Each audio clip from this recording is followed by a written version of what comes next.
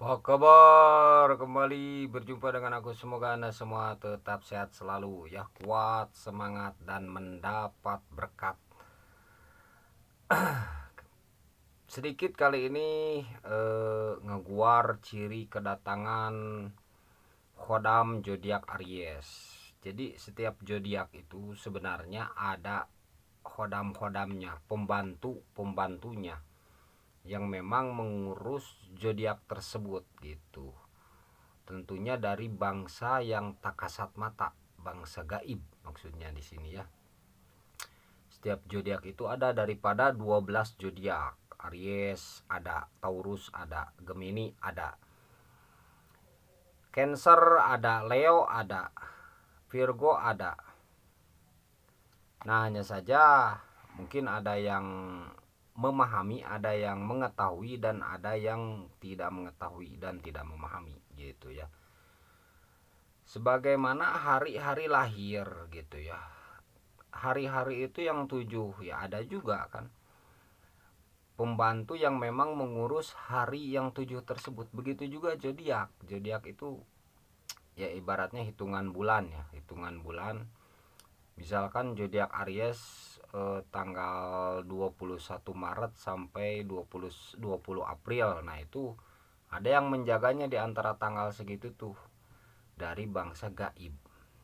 Nah, gitu ya. Dari bangsa yang kita mungkin tidak mengenalnya. Nah, untuk mengenalnya ya kita perlu eh, bertanya kepada yang mengetahui gitu. Nah, itu ya.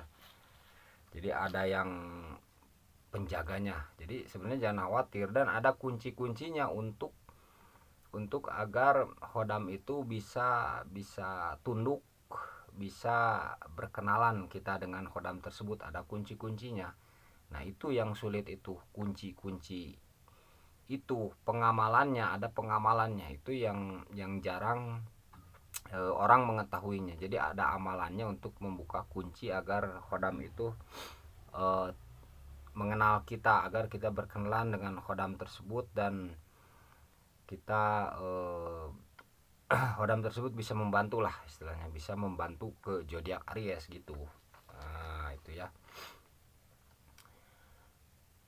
Nah, sebagaimana hari, bulan ya, zodiak, kemudian tahun, kemudian daripada 4 musim pun ada yang menjaganya. 4 musim ya, dari musim semi, musim panas, musim gugur, musim dingin. Nah, itu ada yang menjaganya juga, sebagaimana 8 titik penjuru angin. Nah, 8 penjuru angin: utara, barat, daya, selatan, timur laut, tenggara ya. Nah, itu ada yang menjaganya juga gitu ya.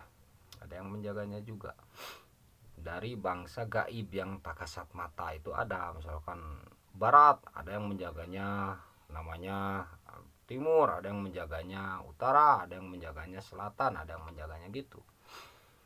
Bahkan mungkin benda-benda seperti ini, kujang.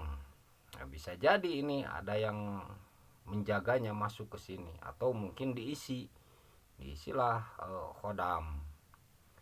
Nah, gitu ya, diisi Khodam. Gimana cara mengetahuinya? Ya, itu diketahui oleh mereka yang mengetahui gitu. Kadang ya ininya diam saja, tidak bergerak, tidak harus bergerak-gerak, tapi memang terasa energinya ada. Itu contohnya, terasa energinya ada gitu. Kita bisa membedakan, ada yang misalkan yang ada energinya, yang tidak, yang biasa-biasa saja gitu. Dan itu juga mengandalkan rasa ya. Selain dari ciri, kita itu selalu pengen ciri yang nampak saja, yang terasa kan ya. Ya wajar, namanya manusia. Ada hawa panas. Mungkin itu ada energinya mungkin ya.